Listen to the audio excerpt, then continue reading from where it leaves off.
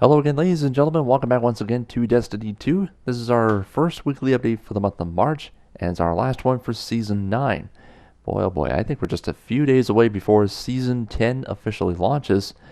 But before we get to all the information regarding the upcoming roadmap, plus a lot of huge changes coming up in Season 10, let's just get right to this trailer. In case you guys missed it, this was back on Tuesday. Enjoy it. I'll talk to you guys at the end.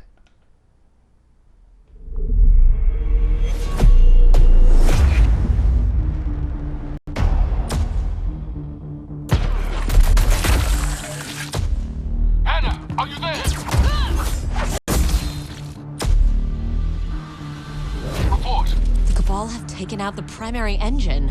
It's like they want this thing to drift off into space forever. Not forever.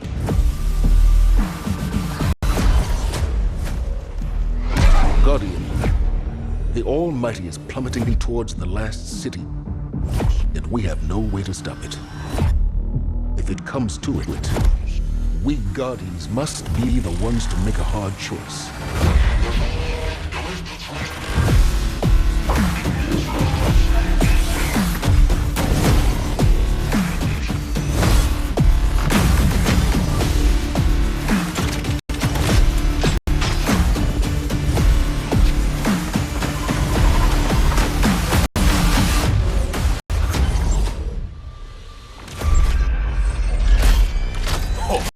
Waiting for this. Wreck them! Right now! I love this! You swoop in like a bird of prey.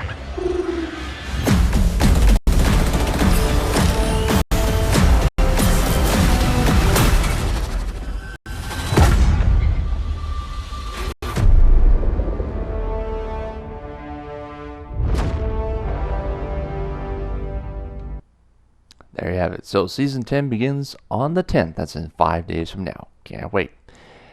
And also there's a dedicated page for the new season, but if you don't want to click that link, I have a video already uploaded regarding that trailer and this roadmap that we're going to quickly review one more time, just in case you guys missed it. So as mentioned, we got a new PvE activity called the Seraph Tower event. I'm pretty sure this is a 6-player event that begins in 5 days. Also on the 10th, on the same day on launch, and on March 24th, we're going to be having 2 Seraph bunkers being unlocked as part of Legendary Lost Sectors. So we're going to get a brand new mode called Legendary that's available for those Lost Sectors, at the EDZ and the Moon. And I know everybody is, well, maybe break even. For the sweaty PvP players out there, Trials of Osiris is coming back March 13th.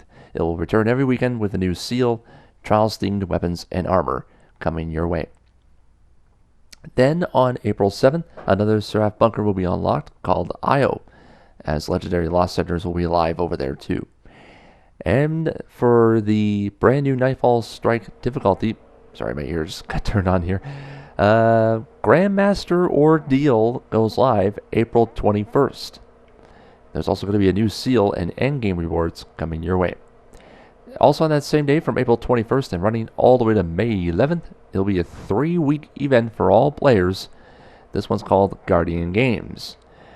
We have some class competition and new legendary armor on the way. And I kind of figure with Guardian Games coming your way from April 21st to May 11th, it might make a little bit of sense because the 2020 Olympic Summer Games will be in Tokyo later this summer. So I don't know if this is going to be a warm-up all the way to the Summer Games. Who knows? And again, it just says, and more. Now, if you can't read the bottom portion right here, the Destiny 2 Upgrade Edition, Shadowkeep, and Season Passes will require the purchase. So, again, some of this is free, like Trials of Osiris and Guardian Games, and Grandmaster Ordeal. The others provide purchases. And it does say and more, so we got more to the roadmap coming your way, but it's too early to discuss it. Once the second half of the roadmap is revealed, I'll keep you guys covered every step of the way, or as best as possible. Now, before we continue on with more of the TWB, we have another blog post that just went live. You can click onto that link or You can also go to the homepage and scroll down because we got some devastating news today. In response to the COVID, that's in capital letters, COVID, the COVID-19 coronavirus outbreak, which is continuing to spread all over the world, the Destiny teams and Bungie teams have been working hard to build out an infrastructure that would enable the Bungie employees to support Destiny 2 and the impending Season 10 release from all remote stations safely. Remote locations, sorry, not stations. Remote locations safely. So as mentioned, Season of the Worthy is still planning to release on schedule, followed by the return of Trials. Now, if there's a possibility that it could change and it could affect the patching cadence in the short term, we'll keep our players informed of these schedules as much as possible. So go to those Twitter links, @Bungie and @Bungie Help for more information. Now let's get right to it here. So as mentioned, Trials is coming back. There's the quick little information right here. I'm going to go as quickly as possible, as best as I can. Power Games is coming up next. That's the huge news. So if you want to pause and have a look at the Trials Returns information, you can also use the hashtag Trials Returns. You can also share your favorite clips from the Trials of Osiris moments from Destiny 1. You can post them on Twitter, upload on YouTube, and put them on the Community Creations page. So that's something to look forward to in next week's TWAB. Now, on to the big news. This is a big piece of information here. With each new season, you'll be faced with new challenges that will require a bit of power acquisition to take on. As mentioned in Season of the Worthy, you'll be challenged not only in Trials of Osiris, which goes live next Friday, but in the legendary Lost Sectors and Grandmaster Nightfalls. So here's what the dev team is working on in Day 1 and what the plans will be for a mid-season update. Now, I'm just going to read maybe a couple of paragraphs right here. Here's what the dev team said. We're raising the cap for gear points, gear drops, by 40 points. I can't talk today, folks. Powerful gear will now drop up to 1,000, with the Pinnacle cap going up to 1010, or 1,010. Soft cap has been effectively raised by 50 points. The gear drops from nearly all the sources will continue to be upgrades until you reach 950 power, and the powerful reward sources will not be required to progress to 950. We're going to present an element of gear progression available from each season, as well as preparing the underlying systems for future updates, like the forthcoming one for legendary weapons, mentioned by game director himself, Luke Smith, in the director's cut, which you can see in the link below. Also in the Weapons Forever station. We're also looking to make some quality of life updates in the Pinnacle band. Now, coming up in update 2.8.1, which will be coming up probably in the middle of the season, we're looking at roughly, mid to late April. We'll be upgrading some existing powerful rewards to Pinnacle rewards. Now, these will be the weekly Crucible, Strike, and Gambit challenges, as well as the weekly Clan Engram. With this change, let me just scroll down a little bit here. There we go. With this change, we want to increase the total number of Pinnacle power sources in the game, broaden the Pinnacle drop access, as well as increase the pools of items that can drop in the Pinnacle band. Slot imbalances can also affect Pinnacle progression. When we say the slot imbalance, this can be explained as those times that you have a chess piece drop from Pinnacle sources a few times in a row. We've been looking at player feedback for some time and are investigating a few approaches to the problem space. We're going to have an update on that at a later date. But until then, we hope the additional sources will help you on your climb. And the update from Artifact Power for Trials of Osiris, they continue on with this. With Trials just around the corner, we wanted to address the Artifact Power problem, in quotation marks, as quickly as we could. Now, according to Luke Smith, the short-term fix is to disable the Artifact's power bonus while in Trials and Iron Banner. Unfortunately, though, Season of the Worthy has already been released for certification, so we won't be able to disable the Artifact's power for the first Trials weekend. But there is going to be a fix in-house to disable it, and are also going to be testing it this weekend, and hope to deploy it by March 17th on St. Patrick's Day. We really wish we could have gotten it in for the launch weekend, but we also expect that the first Trials weekend will be the one impacted by the artifact the least.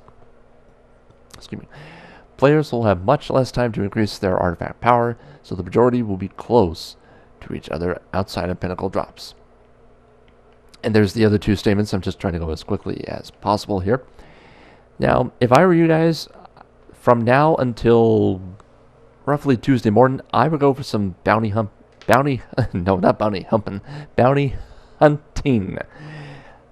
Just to save up as much bounties as you possibly can, like Vanguard, Crucible, regular Gambit, and some of the Gambit Prime engrams and so on, just to increase the season pass and the power and mods artifact to unlock. There's the information about the Eververse update. We're going to go quickly as possible. If you want to pause and go through this, by all means, that's perfectly fine. Now, aside from those changes, of course, we have a quick review of some upcoming items coming your way with Season of the Worthy. There's the quick little picture over here, along with some ghost shells, armor, and so on. We even have 3 new finishers at least coming your way, and this will affect the arc finishers here. So all these are arc finishers, starting with the Hunter. That looks pretty nice. Next up, we have the Titan. Here's the arc finisher over here. Oh, that looks pretty nice. And the Warlock finisher right over here. Let's see that in action. Oh, yeah. Those look pretty nice. Now, for the final preview of patch notes. Again, I'm going to keep the commentary to a minimum and go through this as quickly as possible. These are just the changes that are coming your way in Update 2.8.0 for exotic armor tuning, PvE, PvP, UI updates, bug fixes, and so much more. So, let's start off with the exotic armor, beginning with the Hunter for Assassin's Cowl, Frost EE5, Kiri's Sting, Orpheus Rig, and Yun Amakara's Spine.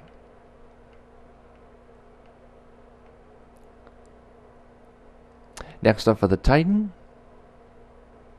Okay, we have a little bit more to the Titan over here. So we have Ashen Wake, Entius Wards, Doomfame, Pauldrons, Doom Marchers, MK44 Stand Asides, One-Eyed Mask so far. There's your information here. And then scrolling down, just one more here. Severance Enclosure. Those are the 2 pieces of information there. And then the Warlock. For the Warlock, some changes coming to Apotheosis Veil, Controverse Hold, Sanguine Alchemy, Ophidian Aspects, and Verity's Brow.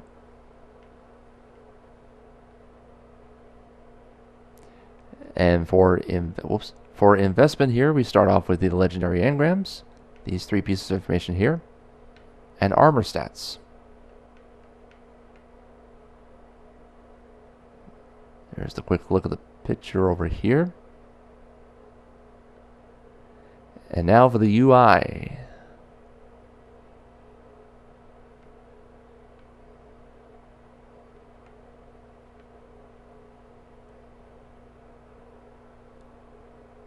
And then we keep on going to, I think the last one we need to update here is performance. Those are the 6 big pieces over here. And as mentioned, there's going to be more patch notes coming your way next Tuesday around roughly noon Eastern time. Now, just to let you folks know, we have daylight savings time coming your way this Sunday on March 8th. So that means daylight savings time will begin. So that means you lose an hour of sleep. So whichever region that you take part in, you jump forward.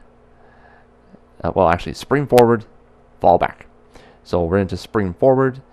So the weekly reset time will be an hour later than it used to. So the weekly reset will now start at 1 p.m. Eastern Time, 10 a.m. Pacific Time, starting this Tuesday on March 10th. And we'll explain the information as of right now. So Destiny service maintenance will begin at 11 a.m. Eastern, 8 a.m. Pacific. Then 45 minutes later, Destiny 2 is going to be taken offline for all platforms. Update 2.8.0 will roll out on all platforms and regions 15 minutes later at noon Eastern Time.